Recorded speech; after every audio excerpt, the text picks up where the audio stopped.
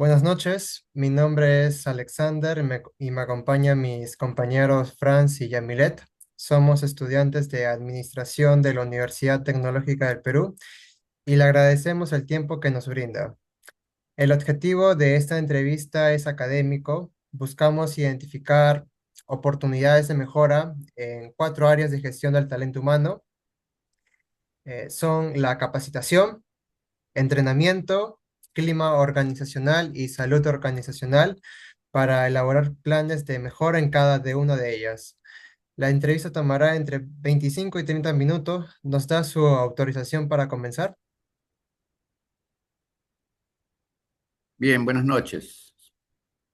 Sí, adelante. Le doy pase a mi compañero Franz. Ya. Primero que nada, agradecerle un poco que haya compartido este espacio con nosotros, el señor Luis Miguel Torres, justamente jefe de gestión humana en Ocitran. Y para empezar con la primera pregunta es sobre el tema de capacitación. Más que nada nos interesa saber si la empresa cuenta con un plan de capacitación para sus colaboradores y en caso de ser así, en qué dificultades han presentado en este último tiempo, pues, ¿no? Sí, gracias, Fran. No sé si se me escucha bien. Sí, todo correcto. Bien, bien. Sí, en efecto, la entidad, como todas las entidades del Estado, tienen la obligación de aprobar un plan de capacitación antes del 31 de marzo de cada año, ¿no? Y para hacer este plan se sigue todo un proceso de diagnóstico, de priorización, de de los cursos que se van a programar durante el año. Respecto a las dificultades, yo diría que la mayor dificultad está relacionada precisamente con la priorización de los temas a ser capacitados, ya que la demanda de necesidades de capacitación puede ser mucha, pero siempre los recursos son escasos. Entonces tenemos que priorizar aquellas actividades que podrían tener un mayor impacto en la organización, aquellas actividades que son transversales, porque a cada área se le asigna un monto presupuestal en función al número de los trabajadores que tienen a su cargo. Entonces, es importante esta labor de priorización que se hace de manera conjunta entre la Oficina de Recursos Humanos y las gerencias que han identificado necesidades de capacitación. Ok, ok. Y para pasar a la siguiente pregunta, yo más que todo quisiera saber, hay veces donde el personal justamente no logra aplicar justamente en el trabajo lo aprendido durante su capacitación. Yo quisiera saber cuáles han sido las consecuencias desde su perspectiva o experiencia. No hemos tenido, digamos, una situación así como tal que no hayan digamos, aplicado en su trabajo. Se entiende que la capacitación a la que van, que generalmente es técnica, entonces lo apliquen en su trabajo, pero no hemos podido evidenciar, digamos, un desperdicio de recursos o cuándo, digamos, podría darse esta figura de que no estén aplicando lo aprendido. Cuando las capacitaciones no obedecen a las necesidades de capacitación para cubrir una brecha identificada en sus puestos, cuando se asignan capacitaciones que no tienen nada que ver con su puesto. Y eso ya se ha ido corrigiendo en el Estado ya desde hace varios años atrás, ¿no? Porque nosotros como entidades del Estado tenemos que reportar al organismo rector, digamos, nuestros planes de capacitación, en qué se capacita la gente, en qué temas, en a qué entidades estamos contratando, cuál es el costo de cada capacitación. Entonces, hay un control posterior que lo realiza el órgano rector respecto a nuestros planes de capacitación. Entonces yo diría que eso de no aplicar lo aprendido eh, casi no hemos podido identificar que se haya dado, ¿no? Por tanto, no tenemos reportes de disconformidad o que no hayan aprendido. Ok, ok. Para dar pase a la siguiente pregunta, le doy el pase a mi compañero Alexander. Con respecto al bloque de entrenamiento, ¿cómo se lleva a cabo el plan de entrenamiento de los colaboradores y qué retos han enfrentado a la empresa en este proceso? A ver, quiero entender que el entrenamiento, a diferencia de la capacitación, es un proceso, digamos, mucho más específico, mucho más práctico, en la que se mejora una habilidad concreta, digamos, ¿no? Entonces, estos entrenamientos generalmente son a corto plazo, requieren una repetición o una práctica constante. Y aquí yo diría que el mayor entrenamiento que hay es cuando ingresa un nuevo trabajador, donde tenemos que entrenarle básicamente en el manejo del sistema de gestión documental. ¿Ya? Y allí tenemos mmm, videos, tenemos presentaciones, tenemos un manual para que aquellos que ingresan por primera vez a la entidad puedan entrenarse y para poder usar estos sistemas de gestión documental, porque como aquí tenemos un esquema de cero papeles y todo se realiza a través del sistema, entonces es indispensable que sean entrenados en el manejo del sistema. Ya, eso diría yo que podríamos circunscribir el entrenamiento solo a eso. No he visto otra experiencia de entrenamiento por el tipo de labor también que aquí se realiza, ¿no?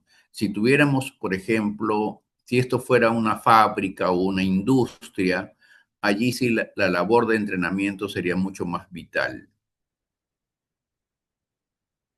Ok, perfecto. ¿Por qué el entrenamiento a veces no logra que el colaborador sea autónomo en el tiempo esperado y qué impacto tiene eso en la organización? Uno, diría yo, la falta de constancia. Dos, el grado de interés que tenga el trabajador, el, la necesidad urgente que tenga de utilizar el sistema. Entonces, puede dejarlo para otro momento y eso, la dificultad va a ser que no va a poder trabajar si es que no usa el sistema. Entonces, ¿qué va a generar eso? Errores, equivocaciones, reprocesos, o va a estar preguntando constantemente a un compañero de trabajo de cómo realizar tal o cual tarea. Entonces, sí es vital el entrenamiento los primeros días sobre el manejo del sistema de gestión documental. Ok, voy a darle paso a mi compañero Yamil. Eh, Buenas noches, señor Miguel. Bueno, ¿Qué tal, Yamilet? en el bloque 3, clima organizacional, la empresa cuenta con un plan de clima laboral. ¿Y qué dificultades ha encontrado para mantener o mejorar el ambiente de trabajo?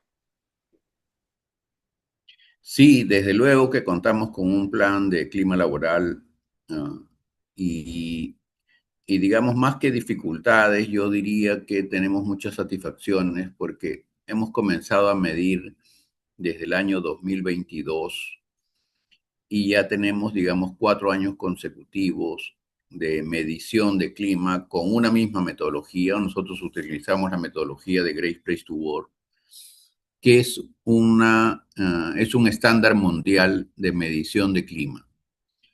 ¿Ya? Y estamos muy bien posicionados allí. De hecho, hemos sido certificada como una de las entidades o una de las empresas que tiene, digamos, un, es considerada como un buen lugar para trabajar y precisamente por tener estos estándares altos en clima. ¿Ya? Y por otro lado, también como consecuencia de esta medición, dentro de Great Place to Work hay una categoría de mejor lugar para trabajar para mujeres. Y allí, en los 2 últimos años, hemos sido considerados dentro de las 25 mejores empresas del país y somos la única entidad del Estado que está en este ranking. De hecho, nuestras mediciones de clima o nuestros índices de satisfacción están por encima de todas las entidades del Estado que participan de esta encuesta, ¿no? Y ahí estamos hablando de aproximadamente 10 o 12 entidades donde están los organismos reguladores básicamente, está el OEFA, está Indecopi, que normalmente participan de esta encuesta, ¿no? Otros ministerios, otras entidades no utilizan esta metodología ni participan de esta encuesta. Pero dentro de las que participan, digamos, Ocitran está posicionada como la primera dentro del Estado. Y comparándonos con el sector privado, como digo, estamos compitiendo de igual a igual con las grandes corporaciones de este país, entre las que se encuentran o entre las que destacan, yo diría, todas las empresas o la mayoría de empresas del grupo Intercorp. Entonces, ellos ocupan los primeros lugares en clima laboral general, como el de esta categoría de mujeres también. En cuanto a las dificultades, siempre hay, digamos, necesidades de los servidores respecto al reconocimiento, ¿no? Ellos esperan ser reconocidos de una mejor forma por parte de la entidad. Otro es el tema de una mejor retroalimentación por parte de sus jefes. Entonces, para superar esta situación, lo que estamos haciendo es un poco capacitar a los jefes en nuevas competencias de liderazgo. Ya el liderazgo ha evolucionado a lo largo del tiempo y no todos los gerentes o jefes tienen esas condiciones o esas competencias de liderazgo y de comunicación efectiva para con sus servidores. Entonces, desde el año pasado estamos invirtiendo en mejorar las competencias de liderazgo de todos los gerentes y de todos los jefes de la organización.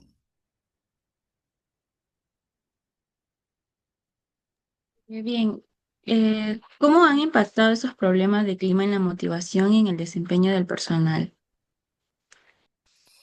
Sí, como te decía, yo podría decir que comparativamente con el resto de entidades, estamos muy por encima, pero no nos quedamos allí. De hecho, digamos, los problemas que pueden presentarse y que puedan afectar la motivación tienen que ver con una disminución del compromiso del servidor con la entidad, por ejemplo, ¿no? Al no percibir que haya un buen reconocimiento hacia ellos por el trabajo que realizan, esto puede debilitar la confianza también en la gestión, la confianza en las autoridades de la entidad. Y esto puede traducirse en una menor participación también en actividades institucionales y una reducción del sentido de pertenencia, ¿no? Entonces, pero esto, como repito, es manejable, es solo un 10 o 15% de los servidores, pero aún así tenemos que trabajar en ellos para que todo el personal, digamos, perciba, independientemente de en qué área esté, perciba que en la entidad se respira un buen ambiente laboral, por ejemplo, ¿no? Bien, ¿y qué condiciones internas generan más tensión o desmotivación entre los colaboradores? Yo diría en algunas áreas hay una sobrecarga laboral, ¿ya? ¿Y qué estamos haciendo para disminuir esa sobrecarga laboral? Estamos trabajando con grupos pequeños para ver qué herramientas de inteligencia artificial o desarrollar inteligencias artificiales propias que nos permitan disminuir el tiempo que se emplea, por ejemplo, en captura de datos y en análisis de información. Ya hemos trabajado con 2 proyectos de inteligencia artificial justamente en esa gerencia donde hay mucho más carga. Y eso nos está permitiendo que ellos puedan tener un poco más de tiempo para el análisis y no tanto en la carga o en la captura de la información. Ahorita, si ustedes buscan en la página web de los Citran o en Google, busquen la Analía, la IA de los Citran, van a ver que esa es una IA que nosotros hemos adaptado y lo hemos desarrollado para justamente reducir sustancialmente el tiempo en la captura y procesamiento de la información a cargo de los supervisores, ¿no? Entonces, eso diría yo que es lo que causaría mayor tensión o desmotivación es este tema de la sobrecarga laboral. Y lo otro es que estamos también capacitando bastante en inteligencia artificial, porque así como nos ayuda para esa gerencia en específica, yo diría que para cualquier puesto ya es una ayuda el utilizar adecuadamente la inteligencia artificial, ¿no? Bien, ahora le doy paso a mi compañero. Bien, gracias. Ya. Más que todo entrando en el tema de salud organizacional, yo quisiera saber si Ocitran cuenta con un plan de salud y si han presentado algún desafío, justamente, pues, ¿no? En el tema de implementación. Sí, mira, aquí hay varios planes de salud, ¿ya?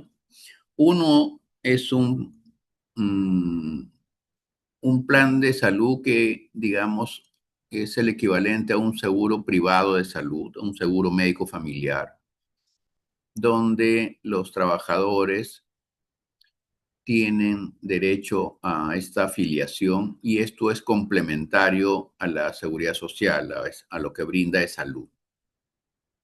Entonces tienes acceso para atención ambulatoria y hospitalaria en las principales clínicas del país. Entonces, con esto brinda seguridad a tus trabajadores y sus familias que puedan atenderse en esto. Pero también contamos con un plan y programa anual de seguridad y salud en el trabajo, así como un plan de vigilancia de la salud de los servidores. Entonces, esto nos permite realizar un seguimiento continuo del estado de salud del personal mediante exámenes médicos ocupacionales. Estos exámenes médicos ocupacionales para el personal administrativo, por ejemplo, es cada 2 años, pero para los supervisores que están en planta, así como los choferes, por ejemplo, este examen es anual. Y uno de los principales retos ha sido precisamente lograr que la mayoría de los servidores, uno, que pasen por estos exámenes médicos ocupacionales y con el médico ocupacional le hacemos un seguimiento constante a las recomendaciones que se derivan de estos resultados.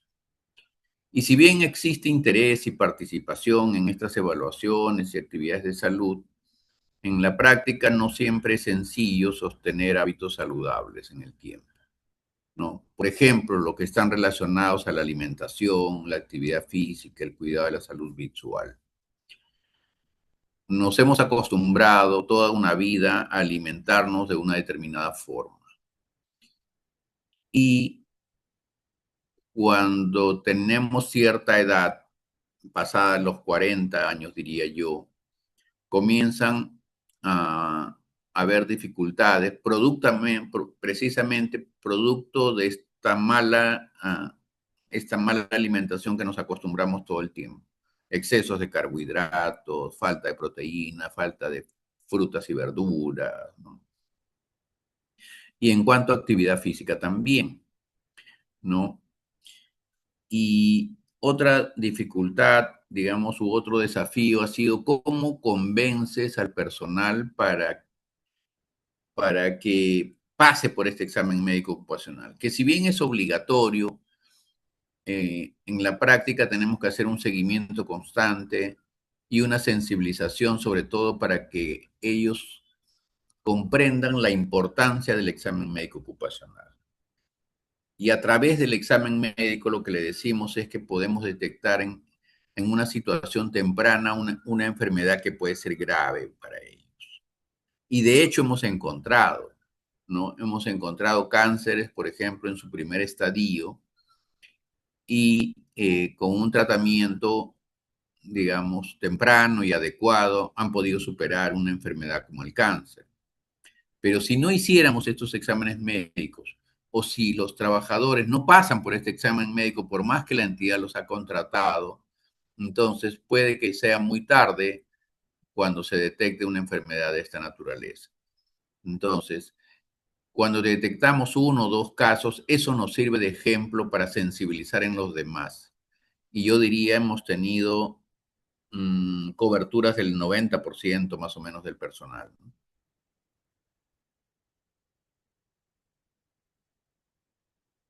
Ok, le doy pase a mi compañera Yamile con la siguiente pregunta. Sí, adelante, Eh, Yamila. Bien, ¿cuáles son los principales problemas de salud y bienestar que afectan a los colaboradores y qué los origina? A ver, precisamente con los resultados de estos exámenes médicos ocupacionales, diríamos que las principales condiciones de salud que se han identificado han sido alteraciones en la agudeza visual, tanto de lejos como de cerca, y todo ello está asociado a la edad del servidor. A partir de los 40 años, y la mayoría de nuestro personal es mayor de 40, a partir de los 40 años tenemos nosotros, todos los seres humanos, tenemos problemas ya de agudeza visual. Entonces, ese ha sido uno de los diagnósticos más recurrentes de problemas en la salud. Otro, y tiene que ver con lo que le comentaba hace un rato sobre la alimentación. Hay bastantes casos de dislipidemias, que no es otra cosa que el colesterol y triglicéridos elevados. Y esto está vinculado fundamentalmente a factores metabólicos y malos hábitos alimenticios. Nosotros abusamos de carbohidratos, de frituras, sin mencionar, digamos, comida chatarra como pizzas, pollos bróster, comida rápida en general, ¿no? Entonces, eso tiene una consecuencia a su vez en el sobrepeso y obesidad, que yo diría son lo que más predomina en los resultados de los exámenes médicos. Y este sobrepeso y obesidad está relacionado fundamentalmente por el sedentarismo y malos hábitos alimenticios. Ujú. ¿Y qué consecuencias de la salud organizacional han tenido estos problemas? Por ejemplo, el ausentismo, la productividad o la rotación del personal.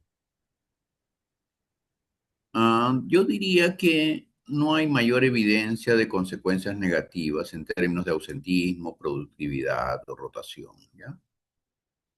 Porque se hace, como repito, un seguimiento a las condiciones de salud que se han identificado en el programa de vigilancia médica ocupacional. Entonces están de alguna manera bajo control o seguimiento oportuno. Sin embargo, también es cierto que tenemos, por ejemplo, hemos tenido un par de casos con cáncer ya avanzado. Y allí, por ejemplo, cuando un trabajador ya está en sesiones de quimioterapia, la ausencia puede ser significativa, por lo menos 5 o 6 meses de licencia por enfermedad. Y eso afecta, obviamente, digamos, la productividad del área o la rotación del área, o tienes que contratar un reemplazo. Y no es fácil tampoco contratar un reemplazo si no tienes que encargarle o sobrecargarle a otro trabajador, porque el reemplazo está asociado al tiempo en que exactamente va a estar con descanso médico, y ese descanso médico puede ser incierto porque inicialmente te lo dan por 15 días, 30 días y se va renovando. Entonces, el efecto que causa la quimioterapia en el organismo es tan fuerte que hemos tenido casos de licencias por 6 meses aproximadamente. Entonces, después ya superan esa etapa y se reincorporan a laborar y nuevamente, digamos, poco a poco hasta estabilizarse un poco en su salud, ¿no? Eso diría yo mm, que ocasiona básicamente eso, cuando ya los casos están muy avanzados. En los otros, yo diría es bastante manejable con el seguimiento que se hace. Ok, una consulta. Volviendo al tema de capacitación, yo quisiera saber desde su perspectiva cuál ha sido el modelo más eficiente, si ha sido el virtual, el presencial o la híbrida, y más que todo el por qué, pues, ¿no? Va a depender del tipo de capacitación. Si yo requiero, digamos, talleres de capacitación donde es mucho más práctico, allí quizás la presencialidad eh, sea importante y sea más conveniente. Nosotros para algunos cursos tenemos, o para esos talleres básicamente procuramos que sea presencial, ¿ya? Pero también tenemos cursos virtuales, yo diría que no hay nada que envidiar. Ahorita estamos llevando ese curso de liderazgo que le comentaba con el Tecnológico de Monterrey, por ejemplo, que es una de las universidades más ranqueadas de Latinoamérica, es una universidad mexicana. No sé si ustedes han escuchado hablar del Tecnológico de Monterrey, ¿ya? Y ahí con ellos estamos recibiendo el curso de liderazgo y hasta ahorita todas las clases son virtuales, probablemente lo traigamos para una clase presencial al final del curso, pero ahorita funciona. Mi percepción es que, digamos, el esquema virtual te permite acceder a capacitaciones que antes era imposible acceder. Entonces, ahorita tú puedes escuchar como nos estamos, como estamos aquí, ¿no? Ustedes están en sus casas, yo estoy en la mía. Difícilmente podríamos coincidir los cinco en una reunión presencial. Entonces, cuando yo no recomiendo una capacitación virtual o una capacitación mixta, cuando recién estoy formando a las personas. Por ejemplo, en pregrado, yo sí recomendaría que la presencialidad sobre la virtualidad, porque ustedes necesitan interacción con sus demás compañeros, con los docentes, ¿no? Pero cuando ya ustedes tienen 10, 15, 20 años de experiencia, ya tienen conocimiento sobre eso, requieren una capacitación puntual, yo diría funciona muy bien allí un esquema virtual o híbrido.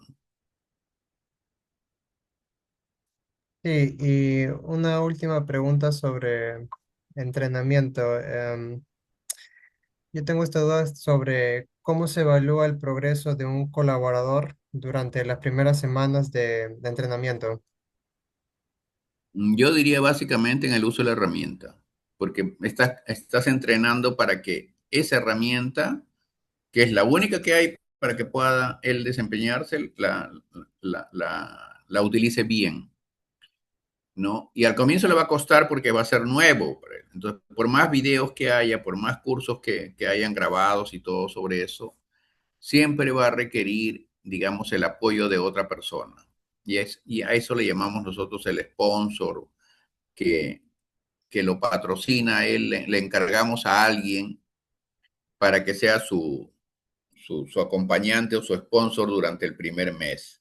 Entonces eso le va a facilitar que ponga en práctica rápidamente el entrenamiento en el manejo del sistema, por ejemplo, ¿no?